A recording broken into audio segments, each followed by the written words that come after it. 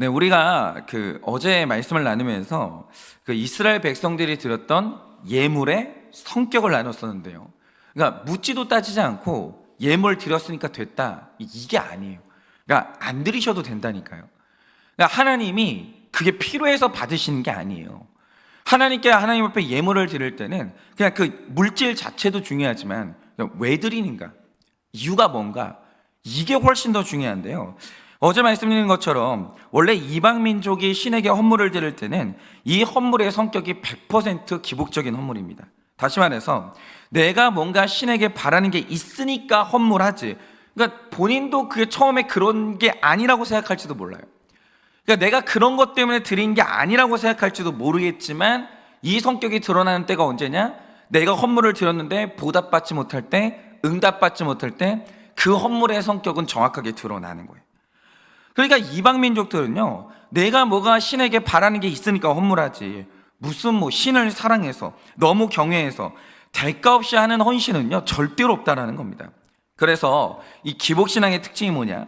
애초에 바라는 게 있어서 헌물을 하기 때문에 헌물을 크게 했다.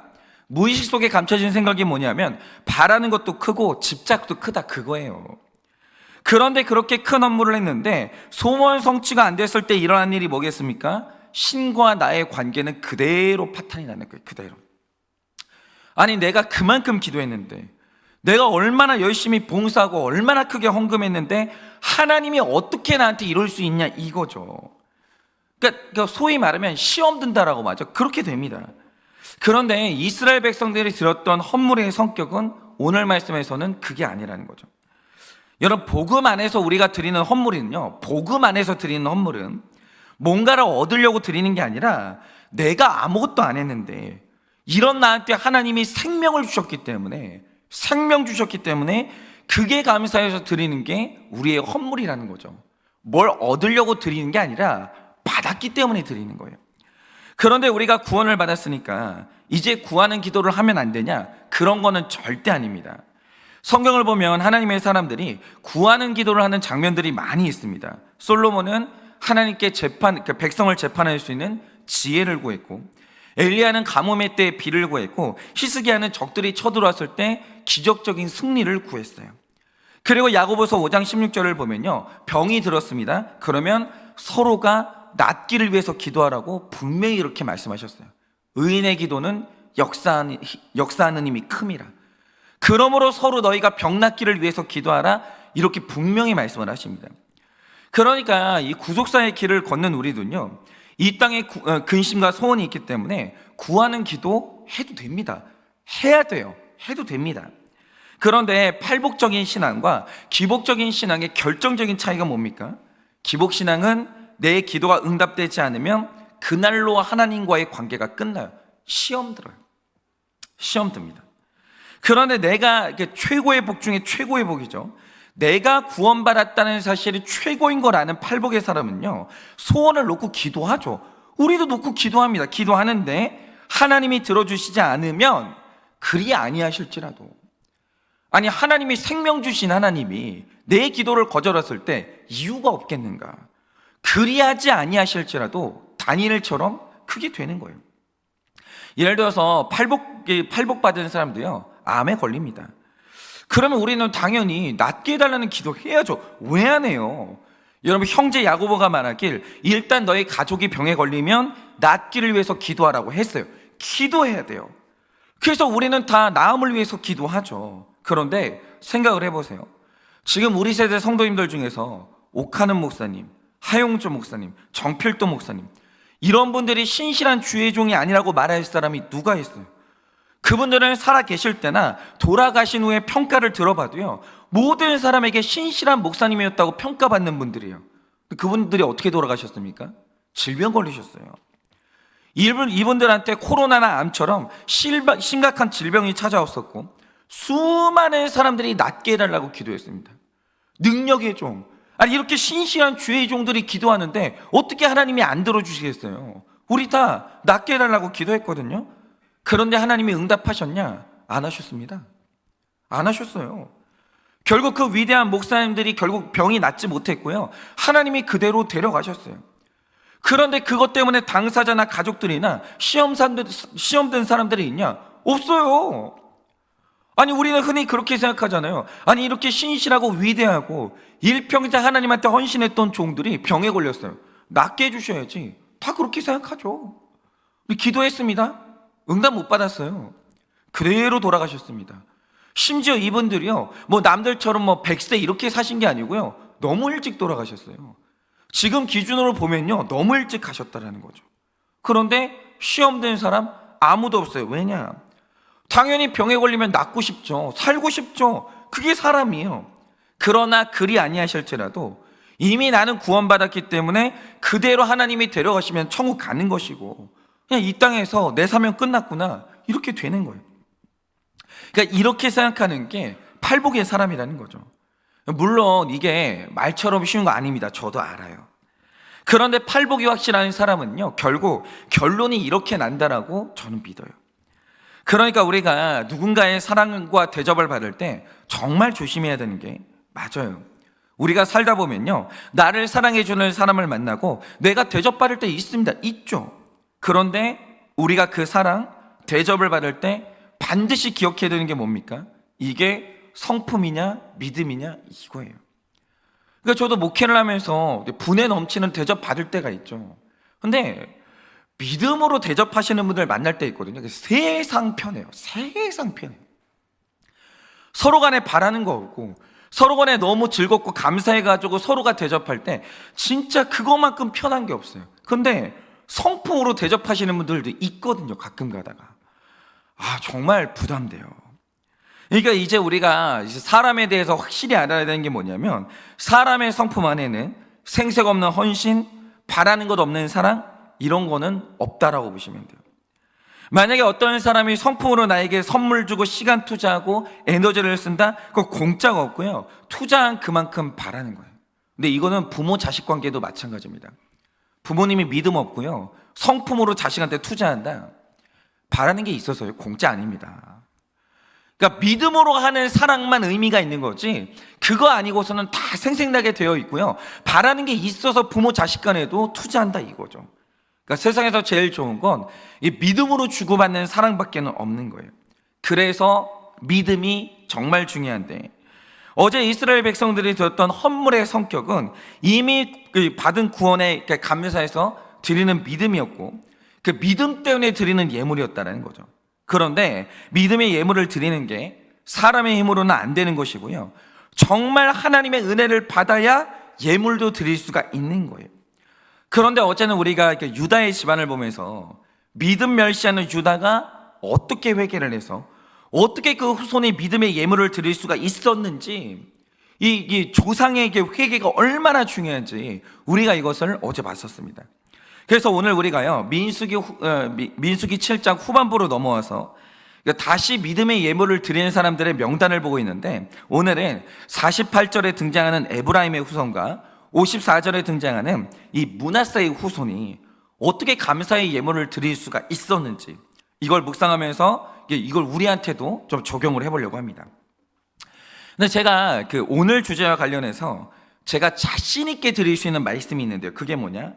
지금 민수기 7장 안에는 레위 지파를 제외하고 하나님께 예물을 드렸던 12지파의 이름이 기록되어 있거든요. 그런데 단언하건대 이 12지파 중에서 감사의 예물을 드리기가 가장 어려운 지파가 누구냐? 그게 바로 에브라임과 므낫세 지파라는 거죠. 그러면 이유가 뭐냐? 한번 들어보세요. 우리가 삶을 살고 교회를 다니다 보면요, 야, 하나님 진짜 너무하시는 거 아닌가? 어떻게 하나님이 저 사람을 저렇게 편애하시나? 그러니까 이런 생각이 들게 만드는 진짜 잘난 사람들이 정말로 있어요. 그러니까 이런 분들이 있는데요, 이분이 태어나길 좋은 지능으로 가지고 태어났는데 심지어 성품이 성실한 거예요. 머리가 좋은데 성실하기까지. 그러면 당연히 이런 사람들이 명문대를 가겠죠. 그런데 성품 좋은 사람들이 명문대를 갔으니 인정을 안 받을 수가 있어요? 인정받죠. 머리가 좋아요, 잘났어요, 명문대를 갔어요, 겸손해요, 사람 좋아해요, 잘 섬겨요. 아니 어떻게 인정을 안 받아요? 인정을 받죠. 그래서 어딜 가나 이런 사람들은 인정받고 사랑받는 인생을 사는데, 심지어 이런 사람이 믿음도 좋아요. 그러면 일어나는 일이 뭡니까? 학교를 가도 특별 대우를 받는데, 선생님들한테 이쁨을 받는데, 교회를 가도 담임 목사님이 이런 사람들은 예뻐요. 너무 예뻐요. 대우를 받아요. 그리고 목사님이 언제나 설교를 하면 이 사람이 예화에 나오는데, 이런 사람이 예화에 나오면 어떻게 나오겠습니까? 하나님 잘 믿어서 복 받은 사람. 뭐 이런 예화로 나오는 대표적인 사람이 된다라는 거죠. 그러니까 이런 사람들은요, 학생 되잖아요. 학생회 회장 돼요. 누가 그냥 놔둬요?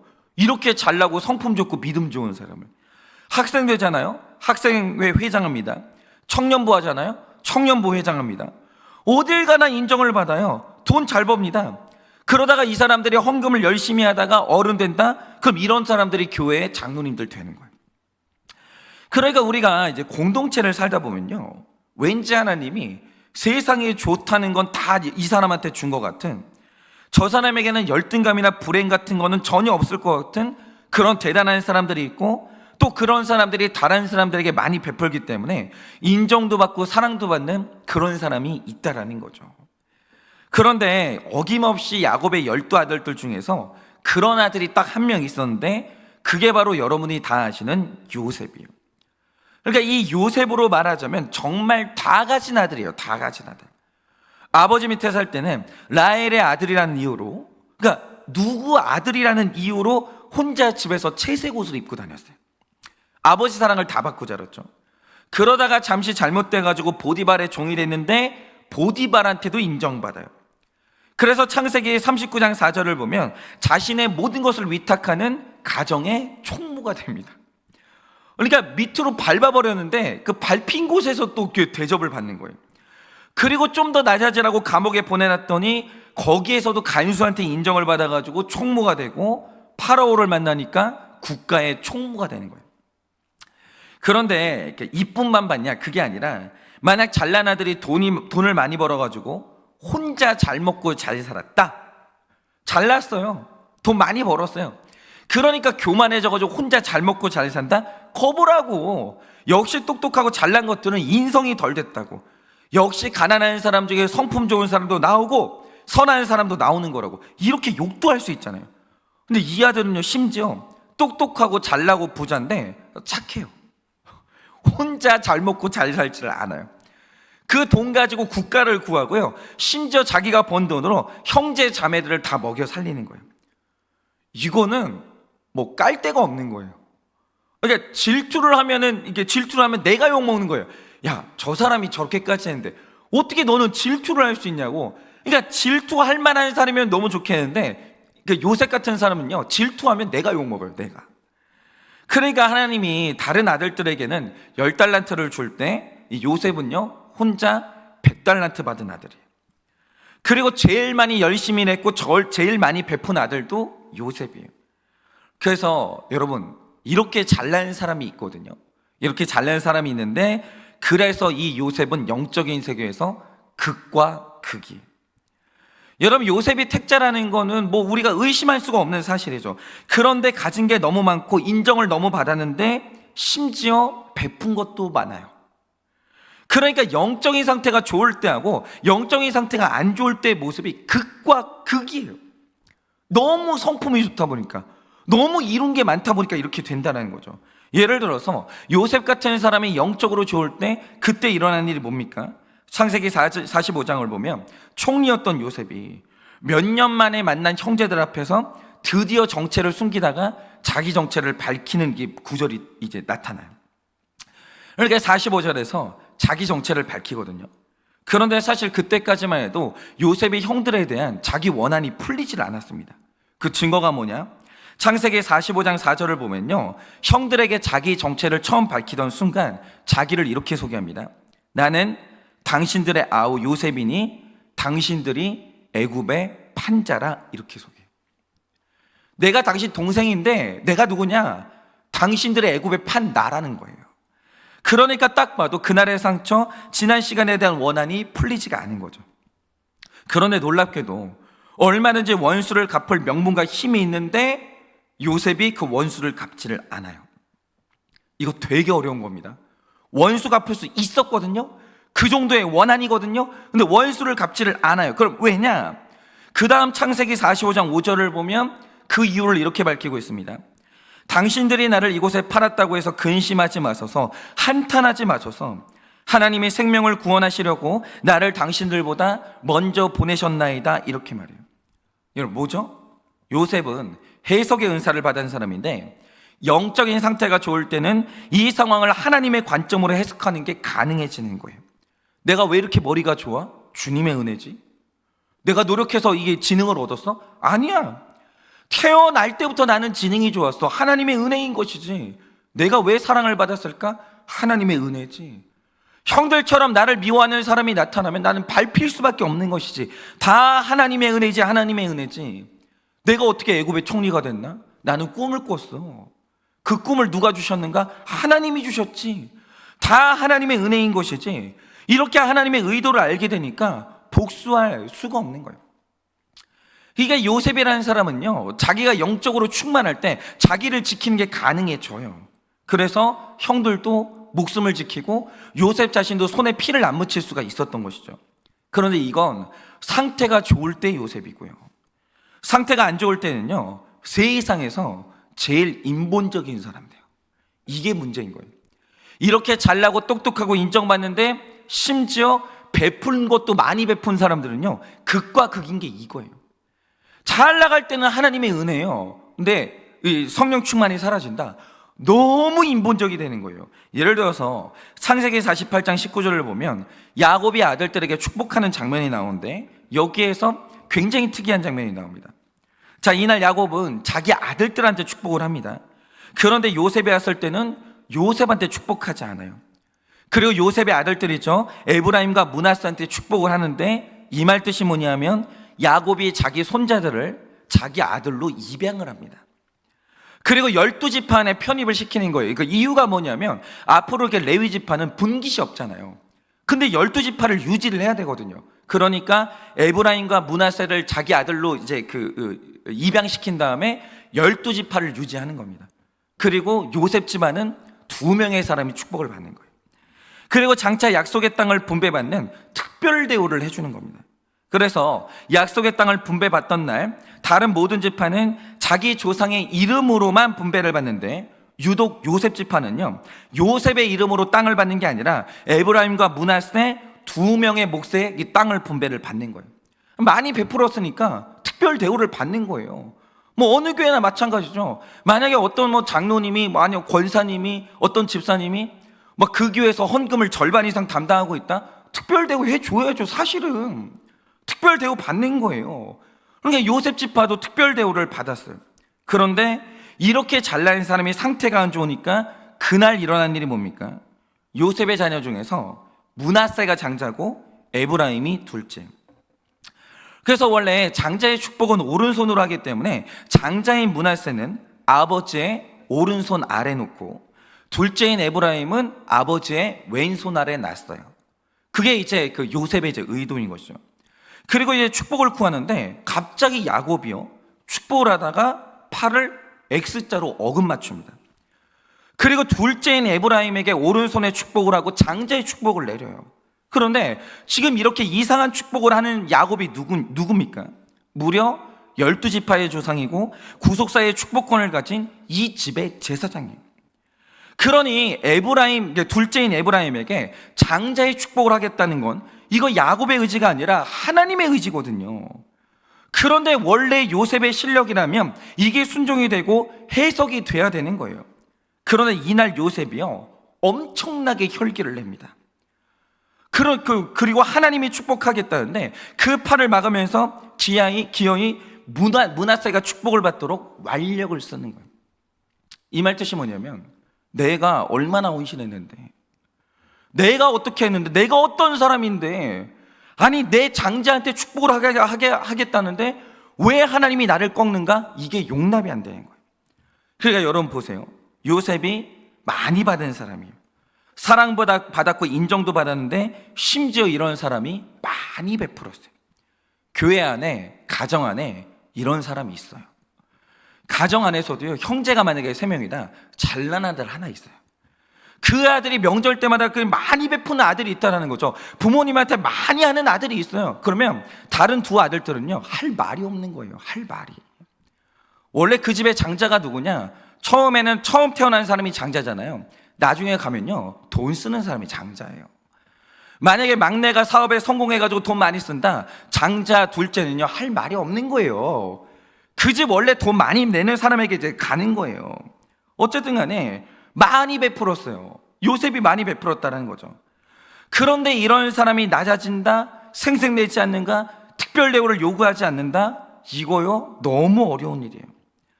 특별 대우를 요구하지 않고 다 많은 사람들 중에 하나가 된다, 이건요, 저처럼 없는 사람은 모르는 고통인데, 요셉 같은 사람은 특별 대우 요구하지 않는다, 너와 내가 똑같이 평등하다, 이렇게 된다는 겸손이요, 허벅지를 찔러도 안 돼요. 허벅지를 찔러도 안 된다고.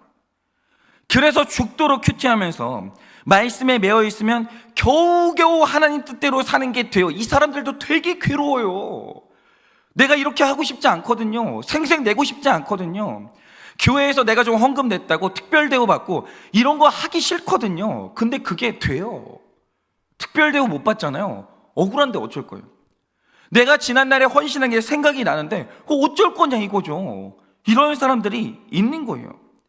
그러니까 이 사람들이 조금만 상태가 풀리면요, 바로 하나님의 뜻에 거역하고 특별 대우를 요구하는 게, 그게 바로 요셉이라는 거예요. 그러니까 만약에 여러분이 교회에서 좀 많이 헌신했습니다. 객관적으로 자기를 보세요. 나 잘났어요. 내가 어딜 가든지 인정을 받아요. 심지어 내가 헌신도 많이 했어요. 가정 안에 그런 사람이 있고요, 회사에도 그런 사람이 있고요, 교회에도 그런 사람이 있어요. 그런 분들이요, 정말 있잖아요, 영적인 관리 잘해야 됩니다. 잘 나갈 때는 형제를 먹여 살리고 용서하는 요셉이 되는데, 그렇지 않을 때는 하나님 뜻에서 반감을 가지는 사람이 요셉이라는 거죠. 그런데 이 현상이 후손들에게 그렇게 나타나는데, 가나안 땅을 정복하고 땅을 분배하던 날 다른 지파들은 여호수아가 분배해주는 땅에 불평을 안 해요. 다 순종합니다. 하나님이 주시는 땅인데 받아야죠. 다 받아요. 심지어 갈렙 같은 경우는요, 내가 개척하겠다고 하면서 거인들이 사는 가장 안 좋은 땅으로 스스로 나아가요. 그런데 므낫세와 에브라임, 요셉 지파는요, 늘 특별 대우를 받는 사람들답게 가장 좋은 땅을 분배해 줬습니다. 우대를 해준 거예요. 우리 민족이 너희들 때문에 살았기 때문에 요셉 지파에게 가장 좋은 땅을 분배해 줍니다. 특별 대우를 받아요. 그런데 그럼에도 불구하고 이때 유일하게 땅에 대해서 불평을 하면서 더 많은 땅, 더 좋은 땅을 요구했던 게 누구냐? 그게 바로 에브라임과 므낫세 지파예요. 이래요. 이 사람들 상태가 안 좋으면요, 이렇게 되는 거예요. 그리고 훗날 요셉 지파는요, 하나님을 대적하는 북이스라엘의 편입이 되면서 무너져 내리게 되는데, 잘난 요셉 지파가 조금이라도 영적으로 안 좋아질 때 이렇게 되는 거예요. 그래서 나중에 시간이 지나잖아요, 에브라임 지파와 요셉 지파가 역사 속에서 사라지게 됩니다. 그러면 이 잘났지만 영적으로 너무 위험한 이 요셉 지파가 사는 유일한 길이 뭐겠습니까? 여러분이 오늘 말씀 48절을 보시면 암미웃의 아들 엘리사마가 감사의 헌물을 드리거든요. 그런데 여러분, 엘리사마라는 말의 뜻이 뭔지 아십니까? 사마는 듣다라는 뜻이고 엘리는 하나님이라는 뜻이에요. 그러니까 이걸 그대로 풀면 하나님이 말씀하실 때 열심히 들었던 사람이 엘리사마예요. 그러니까 이 엘리사마는요, 교만할 수밖에 없는 자기 집안의 내력을 알고 있는 사람이에요.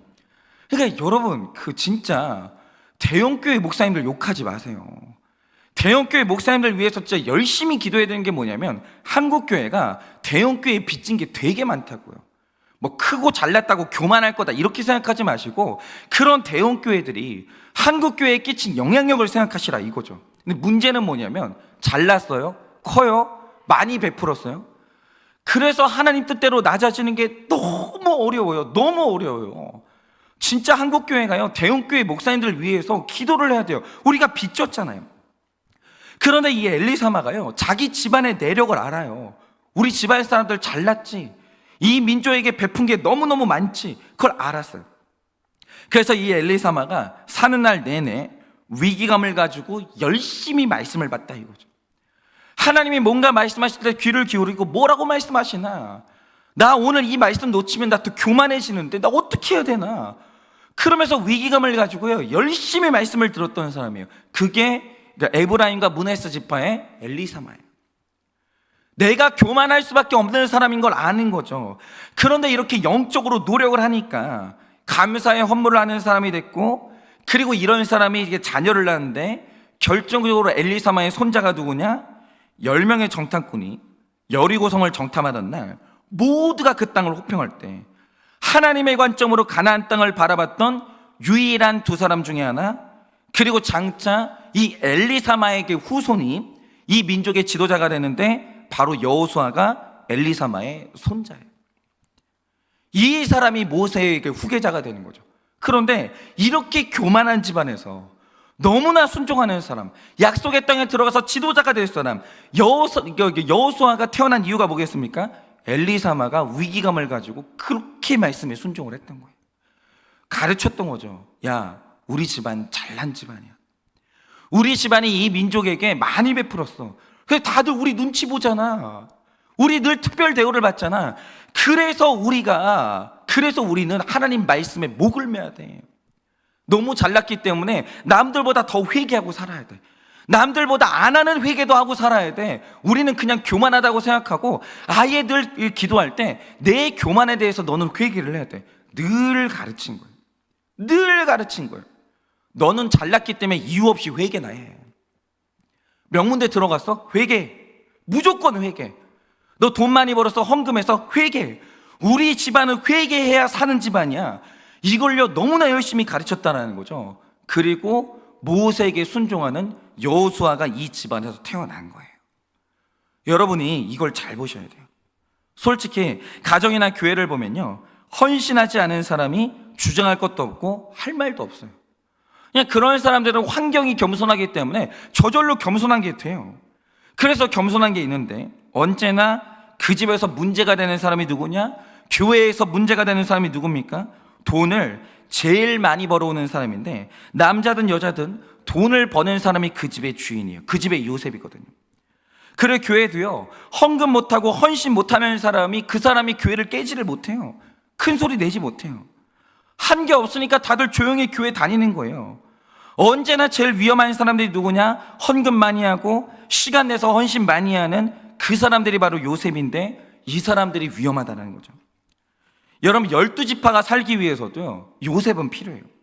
우리 가정, 우리 교회가 살기 위해서도요, 이렇게 헌금으로 헌신하고 이렇게 잘나는 사람들 필요하죠. 왜 안 필요하겠어요? 필요해요. 그리고 하나님을 보면요, 그 요셉의 수고와 헌신에 대해서 인정해 주시기 때문에 특별 대우를 해 주시는 게 있어요. 그렇게 따지면 목회자가 제일 위험하긴 하죠. 목회자는 전면에 드러나잖아요. 목회자는 이렇게 보이지 않는 분들에 비해서 목회자가 이제 공헌을 많이 했다, 이렇게 착시 현상이 일어나기도 하거든요. 그래서 목회자가요, 특별 대우 많이 받습니다. 그런데 그런 요셉이 죽도록 말씀을 붙들면서 하나님의 음성에 귀를 열고 있으면 모든 게 하나님의 은혜라는 걸 잊지 않을 수 있는 것이고, 하나님 은혜에 감사할 수 있어요. 그러니까 목회자는요, 할 게 없어요. 회개해야 돼요. 대우를 많이 받으면 받을수록, 성도님들한테 존경을 받으면 받을수록 목회자는 이유 없이 회개를 해야 돼요. 이유 없이. 여러분, 제일 회개를 해야 되는 때가 언제입니까? 만약에 여러분이 연봉이 올라가지고 내 인생에서 제일 큰 헌금을 했다, 그날 회개하세요. 왜냐하면 또 교만해질 게 분명하니까. 이렇게 여러분, 우리가 잘나면 잘날수록, 많이 베풀면 베풀수록 회개의 목을 메고 하나님 은혜를 계속 묵상할 때, 그때에서만 바로 그 사람이, 요셉이 여호수아가 될 수 있는 거예요. 그런데 이렇게 잘나는 사람들이 조금만 말씀에서 멀어진다? 그러면 하나님의 축복도 내 뜻대로 받아내려고 하는 요셉이 되고, 아무리 받아도 생색을 내면서 특별 대우 요구를 하다가 결국 역사에서 사라지는 에브라임과 므낫세가 되는 거예요. 그러니까 여러분이 지금 헌신하는 자리에 있고, 인정받는 자리에 있고, 베푸는 자리에 있다면 여러분 회개하세요. 회개하세요. 여러분이 많이 하면 할수록, 여러분이 인정받으면 받을수록, 사랑받으면 받을수록 회개하세요. 그러면 그 사람은 여호수아가 되는 거예요. 그런데 회개에서 멀어지고 여러분이 말씀과 기도에서 멀어진다? 그러면 특별 대우 요구하는 에브라임이 되는 거예요. 그래서 오늘 우리는 엘리사마처럼 위기감을 가지고 말씀의 귀를 열고 하나님께 딱 붙어서 겸손한 여호수아처럼 끊임없이 약속의 땅을 향해 걸어가는 여러분 되시기를 예수님의 이름으로 축원합니다. 이 시간에 제가 기도하고 축도함으로 예배를 마치겠습니다. 기도하겠습니다. 하나님, 정말 저보다 이 교회에 열심히 사역하시는 분들이 많은데 목사가 됐다는 이유로 전면에 드러나고 또 인정도 많이 받고 특별 대우를 받는 사람이 저입니다. 그래서 주님, 회개해야 됩니다. 한 것도 없는데 드러났기 때문에, 그리고 한 것도 없는데 헌신했다라고 인정받기 때문에 회개해야 됩니다. 그리고 말씀 앞에 이것이 은혜임을 끊임없이 묵상해야 됩니다. 안 그러면 저는 특별 대우받는 걸 당연하게 생각하고 하나님의 축복을 받는 걸 당연하게 생각하는 에브라임과 므낫세가 될 수밖에 없는 사람입니다. 하나님, 오늘 우리 삶에 정말 내가 실패하고 깨어지고 아무것도 아닌 입장이 됐을 때 그때는 괜찮습니다. 저절로 겸손한 게 되기 때문입니다. 그런데 오늘 내가 남들보다 하나 더 헌신했고 하나 더 베풀었고 내가 뭔가 사랑받고 인정받았다라고 한다면 당장에 회개해야 됩니다. 그래야 우리가 여호수아가 되는 것이고, 그렇지 않으면 우리는 교만한 에브라임과 므낫세가 되는 것입니다. 그러니 주님, 오늘도 우리가 인정받았을 때, 헌신했을 때 회개하게 알려주셔서 여호수아의 길을 가는 우리가 될 수 있도록 은혜를 허락하여 주시옵소서. 지금은 우리 주 예수 그리스도의 은혜와 하나님 아버지의 그 크신 사랑과 성령님의 위로하시고 교통하여 주시는 그 역사하심이 잘 나가고 사랑받고 인정받고 또 많이 베풀 때 주님께 죽도록 회개하여 여호수아의 길을 걷기를 원하는 사랑하는 모든 주의 종들의 머리 위에 지금으로부터 영원 무흥토록 함께 있을지어다. 아멘.